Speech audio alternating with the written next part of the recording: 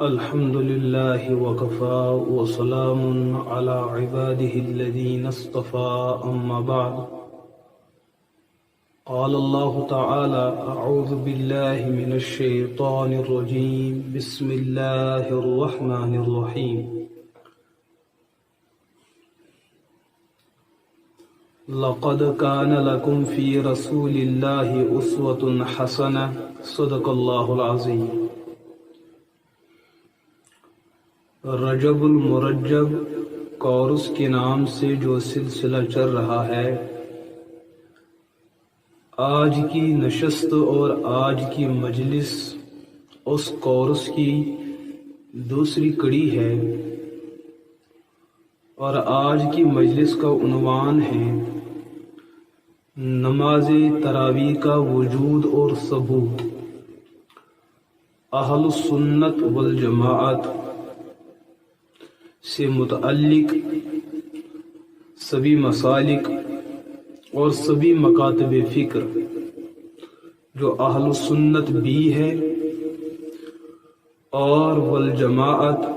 حضرات صحابہ کرام رضی اللہ عنہم اجمعین کے معتقدات،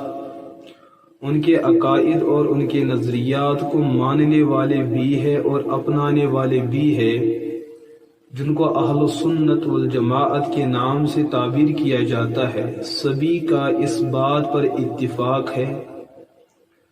جیسے فرائض میں نماز فجر ایک مستقل نماز ہے اور پورے سال صبح کے وقت میں پڑھی جاتی ہے، جیسے دن کے بعد زوال کے ٹائم میں نماز ظہر مستقل نماز ہے اور پورے سال پڑھی جاتی ہے اپنے وقت کے ساتھ، اور نماز عصر مستقل نماز اور عبادت ہے، اپنے مقررہ وقت کے اندر پڑھی جاتی ہے اور پورے سال پڑھی جاتی ہے. اور اسی طرح رات کی نمازوں میں نماز مغرب اور نماز عشاء اور نماز وتر پورے سال کی عبادت اور پورے سال کی نمازیں ہیں اور اپنے اپنے مقررہ اور مسنون اوقات کے اندر پڑھی جاتی ہے. اور واجبات میں جیسے نماز عیدین ہیں، سال کے اندر 2 بار، کوئی نماز عید الفطر کہلاتی ہے اور کوئی نماز عید الاضحیٰ کہلاتی ہے. ان کا اپنا وقت ہے، مسنون وقت ہے، اور پورے سال میں صرف 2 بار پڑھی جاتی ہے، نماز عید الفطر ہو یا نماز عید الاضحیٰ ہو. اور اسی طریقے سے ہفتے کے اندر ایک نماز جو دن کے اندر پڑھی جاتی ہے، جس کو نماز جمعہ کے نام سے جانا جاتا ہے، پورے سال پڑھی جاتی ہے لیکن ہر ہفتے کے اندر ایک بار اپنی مخصوص شکل و صورت کے ساتھ اور مخصوص وقت کے اندر. ایسے ہی نوافل نمازوں میں مختلف قسم کی نمازیں ہیں، جن میں کچھ نمازوں کا تعلق دن کے ساتھ ہے اور کچھ نمازوں کا تعلق رات کے ساتھ ہے. جہاں چاشت و اشراق کی نماز ہے، جہاں صلاۃ الحاجہ کی نماز ہے، اور اسی طریقے سے اوابین کی نماز ہے، نماز تسبیح ہے، یا دیگر قسم کی نمازیں ہیں، اور اسی طریقے سے نماز تہجد. ہر نماز کا اپنا ایک عنوان ہے، اپنا ایک نام ہے. ہر نماز کے اپنے ایک فوائد ہے، اپنے ایک الگ مسائل ہے. اسی طریقے سے جیسے ان سب نمازوں کا وجود اور ثبوت شریعت کے دلائل سے ثابت ہے، اسی طریقے سے اس مسئلے پر بھی امت مسلمہ کا اتفاق ہے کہ نماز تراویح ایک مستقل نماز ہے. اس نماز کا اپنا ایک مستقل وجود بھی ہے، اس نماز کا اپنا ایک مخصوص وقت اور مخصوص زمان بھی ہے، اور مخصوص مکان بھی ہے، اور مخصوص طریقہ بھی ہے، مخصوص کیفیت بھی ہے، اور مخصوص کمیت بھی ہے. اس پر اہل سنہ والجماعت کا اتفاق ہے. اور کتب عقائد میں جب بھی عقائد پر بحث ہوتی ہے اور اللہ کے رسول علیہ الصلوۃ والسلام نے جو فرمایا ستفترق امتی علی 73 ملہ کلہم فی النار الا ملۃ واحدہ قیل من ہی یا رسول اللہ قال ما انا علیہ واصحابی وفی روایت اہل السنت والجماعہ او کما قال علیہ الصلوۃ والسلام۔ اللہ کے رسول علیہ الصلوۃ والسلام نے اپنی مبارک حیاتی کے اندر امت کو جو مستقبل میں جن مصائب اور جن حالات سے دوچار ہونا پڑے ان میں کچھ ماحول اور کچھ حالات وہ ہیں کہ جن میں ایمان بچانا بھی مشکل سا ہوگا، اور کبھی ایسا ہوگا کہ اعمال بچانا مشکل سا ہوگا۔ اللہ کے رسول علیہ الصلوۃ والسلام نے فرمایا میری امت 73 نظریات اور 73 جماعتوں میں تقسیم ہوگی، ان میں ایک طبقہ وہ ہے جو براہ راست جنت میں جائے گا جنہیں اہل سنہ کہتے ہیں، اور اہل سنہ ہونے اور بننے کے لیے قرآن و سنت کے ان تمام نظریات اور معمولات اور عقائد اور افکار کا ماننا اور اپنانا ضروری ہے، جس کو لے کر صحابہ کرام رضی اللہ عنہ اجمعین ہمیں دے کے چلے اور یہاں سے رخصت ہو گئے۔ ان جیسے ماننے والوں کو اہل سنہ کہتے ہیں۔ کسی نے دین کا کچھ حصہ مانا اور کچھ کا انکار کیا، کسی نے کسی ایک بات کا انکار کیا، کسی نے ایک سے زائد باتوں کا انکار کیا، کسی نے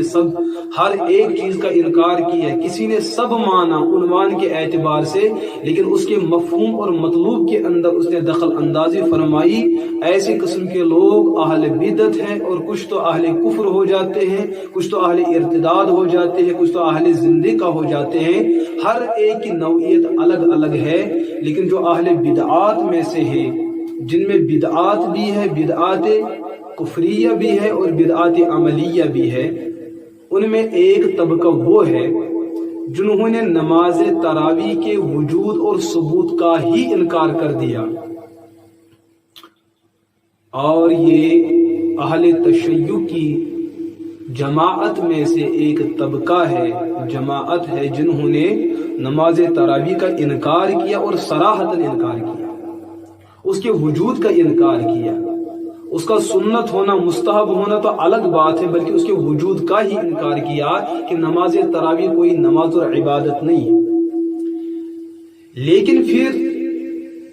ان لوگوں نے تو کم از کم کھل کر اس بات کا اعتراف کیا، اب امت ان کے دھوکے سے محفوظ ہے کہ یہ نماز تراویح کے انکار کی وجہ سے گمراہ ہے۔ لیکن مسلمانوں میں ایک طبقہ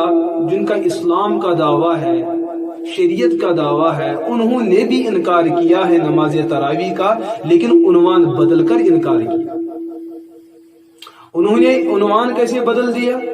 انہوں نے یہ کہا کہ نماز تراویح ہو، نماز تہجد ہو یا نماز وتر ہو، یہ ایک ہی نماز کے 3 مختلف الگ الگ نام ہیں، لہذا جس کو نماز وتر کہہ دیا جائے اسی کو نماز تراویح کہیں، جس کو نماز وتر کہہ دیا جائے اسی کو نماز تہجد کہہ دیا جائے۔ تو نام الگ الگ ہے لیکن سب کا مقصود اور مطلوب ایک ہی ہے، تو ایک نماز مراد لی گئی لیکن 2 کا انکار کیا۔ نام الگ الگ ہے لیکن انکار کسی نہ کسی نماز کا لازم ہے، یہ نیم رافضی قوم کہلاتی ہے۔ عوام الناس ان لفظوں سے کچھ پریشان سابی ہوتی ہے، لیکن جن لوگوں کا اسلام کا انکار ہو، نظریات کا انکار ہو، بلا ان کو کس عنوان سے ہم پکارے، ان کو ہم کس عنوان سے خطاب کرے؟ تو ان لوگوں کو جن لوگوں نے صراحتاً انکار کیا وہ رافضی کہلائے، اور جنہوں نے نام بدل کر، عنوان بدل کر، تعبیر بدل کر نماز تراویح کے وجود اور ثبوت کا انکار کیا، وہ نیم رافضی ہوئے، اور ان نیم رافضیوں سے امت نے بڑا ہی دھوکہ کھایا۔ لہذا میرے عزیز دوستو اور میرے عزیز بزرگوں، جب بھی رمضان کا مقدس مہینہ تشریف لاتا ہے، اللہ کے رسول علیہ الصلوۃ والسلام نے فرمایا شریر جنات اور شیاطین کو قید و بند کیا جاتا ہے، لیکن اس زمین پر رہنے والے ان شیاطین کے آلۂ کار جن کو خناس کے نام سے جانا جاتا ہے، جو انسانی شکل اور انسانی دنیا میں انسانی شکل و صورت کے ساتھ گھوم رہے ہوتے ہیں، وہ مسلمانوں کے اس مقدس ماحول اور مہینے میں ان کے ذہنوں کے اندر تخریب کاری پیدا کرنے کے لیے، ان کے دلوں میں وسوسہ ڈالنے کے لیے ہر قسم کی کوشش کرتے رہتے ہیں کہ مسلمان اس مقدس عبادت سے محروم ہونے پائے۔ کبھی کوئی بہانہ لیا جاتا ہے اور کبھی کوئی دھوکہ دیا جاتا ہے، لہذا ہم اہل سنہ والجماعت سے عرض کرتے ہیں اکابرین اور اپنے علماء سے رابطہ رکھیں۔ جب بھی آپ کو کسی بھی موقع پہ کسی اعتراض کی وادی سے گزرنا پڑے، فیصلہ دینے سے پہلے اپنے مشائخ اور اپنے اکابر کی طرف رجوع کرے۔ فَاسْأَلُوا أَهْلَ الذِّكْرِ إِن كُنتُمْ لَا تَعْلَمُونَ کہ علم نہ ہونے کے ماحول میں شریعت و سنت کا تقاضا یہ ہے کہ آپ علماء کی طرف روابط کریں، علماء کی طرف رجوع کریں، تاکہ یہ خناس اور یہ ابلیس آپ کے دل کے اندر وسوسہ ڈالنے میں ناکام ثابت ہو جائے۔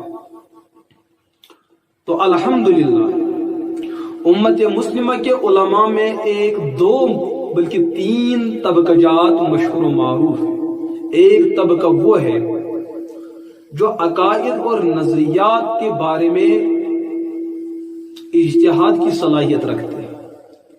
تحقیق و تنقید کی صلاحیت رکھتے ہیں، ان کو متکلمین کہتے ہیں۔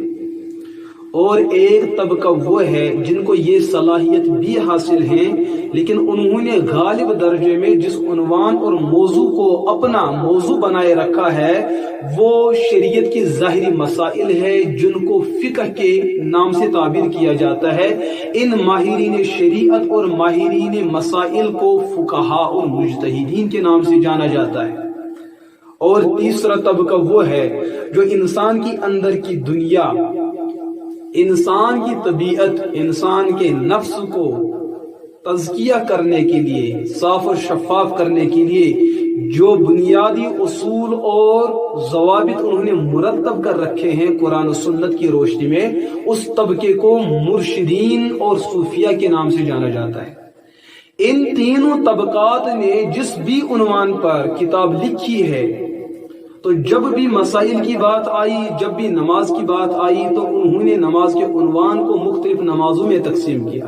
کبھی فرائض کا عنوان دیا، کبھی واجبات کا عنوان دیا، کبھی سنت مؤکدہ کا عنوان دیا، کبھی سنت غیر مؤکدہ کا عنوان دیا، کبھی جواز کا عنوان دیا ہے، اور اسی طریقے سے کبھی نمازوں کو دن میں تقسیم کیا ہے، کبھی رات کے ساتھ جوڑ دیا ہے۔ جہاں ہر نماز کا اپنا اپنا عنوان ہے، اسی سنت پر عمل کرتے ہوئے انہی علماء، انہی مشائخ اور انہی اکابرین نے کتب حدیث کے اندر، یہ کتب شرح حدیث کے اندر ان لوگوں نے نماز تراویح کو مستقل عنوان کے ساتھ بیان کیا، اس کے مستقل مسائل کو بیان کیا، اس کے دلائل کو بیان کیا، اس کی کیفیت و کمیت کو بیان کیا۔ کیوں؟ یہ سبھی کے سبھی اہل سنہ والجماعت میں داخل ہیں، اور انہوں نے ان سبھی نظریات کی پابندی کرتے ہوئے امت مسلمہ کو ایک بڑی گمراہی سے بچایا کہ کوئی ایک مسلمان نماز تراویح کا انکار نہ کر بیٹھے۔ لہذا آج کے دور کے اندر جو آپ دیکھتے ہیں یہ نیم رافضی غیر مقلدین لوگ ہیں کہ رمضان کے مہینے میں ہر ابلیس قید و بند سے گزرتا ہے، لیکن ان کے یہ آلہ کار کھلے میدان میں گھومتے نظر آتے ہیں۔ الذی یوسوس فی صدور الناس، ان کا کام کیا ہے؟ لوگوں کے دلوں میں وسوسہ ڈالنا۔ ان کا کام کیا ہے؟ لوگوں کو یہ تاکید کرنا کہ آپ کی عبادت نہیں ہے، رمضان میں کوئی مستقل عبادت نہیں ہے، الگ الگ نام سے انکار کرنے کی کوشش کرتے ہیں۔ لیکن الحمدللہ طائف حق کا، جماعت حق کی عادت شریفہ یہ ہے، وہ اللہ کے دین کے لیے، اللہ کے کلمے کے اعلیٰ اور سربلند ہونے کے لیے جہاں جان کی قربانی دیتے ہیں، وہاں مال کی قربانی دیتے ہیں، اور امت کے برے عقائد سے ان کے سامنے صد سکندری کی حیثیت سے کھڑے ہو جاتے ہیں تاکہ امت گمراہ نہ ہونے پائے۔ لہذا میرے عزیز دوستوں اور میرے عزیز نوجوانوں، دورہ تحقیق المسائل بالدلائل کا اصل مقصود اور مطلوب یہ ہے کہ آپ کے نظریات، آپ کے افکار جو قرآن و سنت سے ثابت شدہ ہے، ان پر دلائل دیے جائیں، اور آپ ہر وقت اس چیز کا استظار رکھیں کہ علماء آپ کو نا امید نہیں ہونے دیں گے. اللہ کا ہم سے یہ وعدہ ہے یہ دین زندہ رہے گا اور اس دین کو آگے بڑھنا ہے. جو لوگ اس سلسلے سے جڑ گئے اللہ ویسے ہی ان کو عزت سے نوازے گا جیسے پہلے دور کے اندر اسلاف کو اللہ نے عزت کے معراج پہ ان کو لے کے کھڑا کر دیا ہے. لہذا نماز تراویح مستقل عبادت ہے، مستقل شریعت کا حصہ ہے اور سنت مؤکدہ عمل ہے. اس عمل کا انکار کرنا گمراہی سے خالی نہیں. جیسے اہل تشیع نے اس کا انکار کیا اور علماء نے ان کی گمراہی کے جو اور وجوہات بیان کر دیے، ان وجوہات میں ایک وجہ اور ایک سبب یہ ہے کہ نماز تراویح کا ان لوگوں نے انکار کیا، لیکن انہوں نے اپنے انکار میں امانت سے کام لیا، کھل کر انکار کیا. لیکن اہل بدعت اور ان کے نام لیوا نام بدل کر تعبیر بدل کر دوسرا ایک طبقہ جو مسلمانوں کے صفوں کے اندر موجود ہے انہوں نے نماز تراویح کا انکار کیا ہے اور نام بدل کر انکار کیا ہے. اللہ ہمیں اہل تشیع کے فتنے سے بھی حفاظت اور محفوظ رہنے کی توفیق عطا فرمائے اور اہل بدعت اور اہل الہاد نیم رافضیوں کی ان رافضیت اور ان کے وسوسہ اور ان کی جال سازی سے امت مسلمہ کی حفاظت فرمائے. وآخر دعوانا ان الحمد للہ رب العالمین.